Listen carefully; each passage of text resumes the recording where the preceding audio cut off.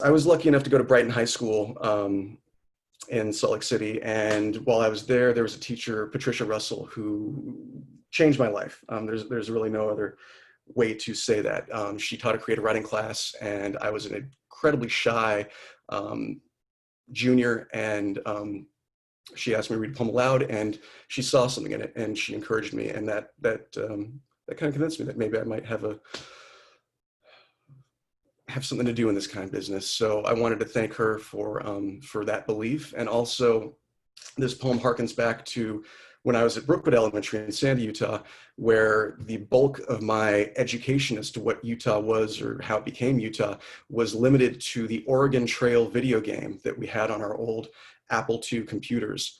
And needless to say, that doesn't give you a very accurate impression of what the actual history of Utah was, but this is a poem that is based on that idea of the kind of the lies that we have to tell ourselves in order to believe in the stories that prove the mythologies that make us feel better about ourselves. It's called The Oregon Trail.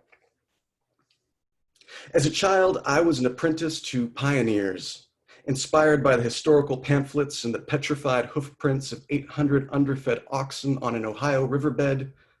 I strung a soiled sky of wagon canvas over a diorama of frontier living and reimagined the settler's misery as a mystical migration from the self into statehood.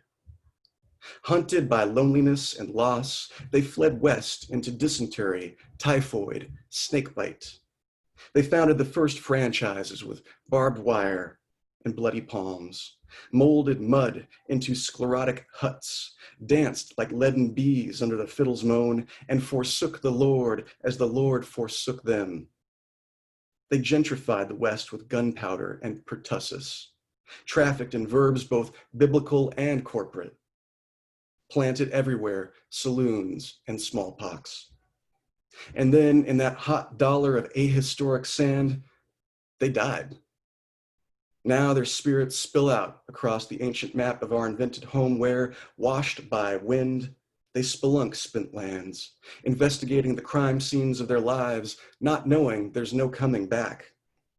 They live on despite life. So still, on certain evenings, they sprint from the porch at the sight of something in the distance. A bison herd, a swarm of locusts, an angry gang of natives, or maybe a returning hero, near death, riding home to say the words he'd practiced for an occasion such as this.